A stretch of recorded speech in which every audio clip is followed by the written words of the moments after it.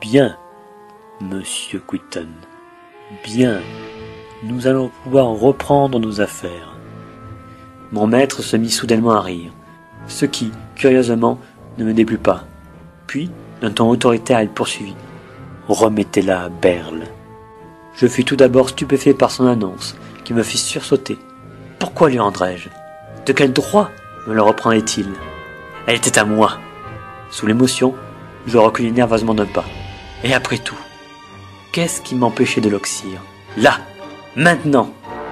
Oui, le nain ne m'opposerait aucune résistance, et ce maudit vieillard tomberait comme un vulgaire château de cartes.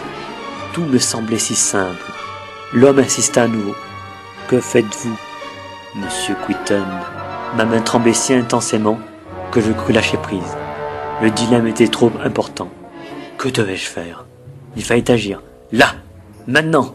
Sur ce, ma main libre empoigna vigoureusement une dague dissimulée sous ma cape. J'étais sur le point de bondir sur le nain lorsque mon maître prit la parole. J'oubliais, monsieur Quitton. Cette intervention pour le moins brutale me déconcentra. Vos gages seront doublés si le travail est rapidement exécuté. Berle s'empara aussitôt de la bourse, ce qui, curieusement, m'apporta un profond soulagement.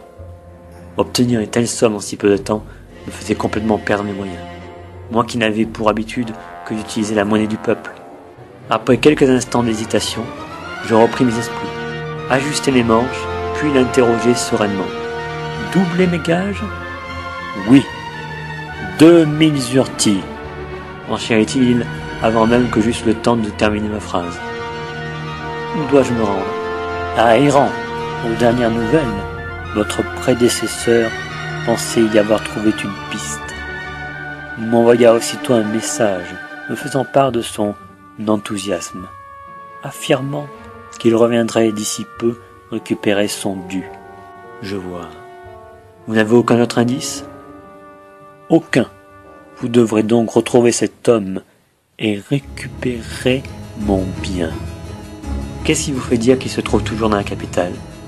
Je ne pense pas qu'il soit allé bien loin. Il y eut à nouveau un moment de silence dans lequel j'essayais d'envisager toutes les possibilités. Comment se prénomme-t-il? Il se fait appeler Ernest. Je peux vous apporter un supplément d'information. Cet homme est très discret. Je ne sais d'où il vient, ni qui il est véritablement. Il porte une vaste houppelande qui masque son visage. Quelle curiosité! Cet imbécile ne se rendait même pas compte de ses propres défauts. L'envie irrésistible de l'exécuter sur le champ me tourmentait atrocement. Mais voilà, l'appât du gain était bien trop important. Il était trop tôt, mais le temps viendrait où? Pardonnez-moi, repris-je d'un ton dubitatif. Comment reconnaîtrais-je ce fameux objet? Mon mécène s'indigna de cette attitude. Ne plaisantez pas avec cela, monsieur Quitton. Je vous paye suffisamment pour éviter vos sarcasmes. Payé?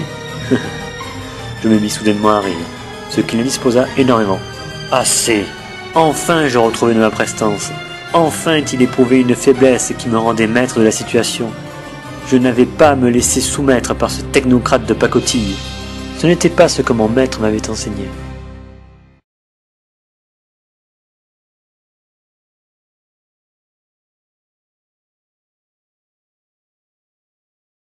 À lundi prochain.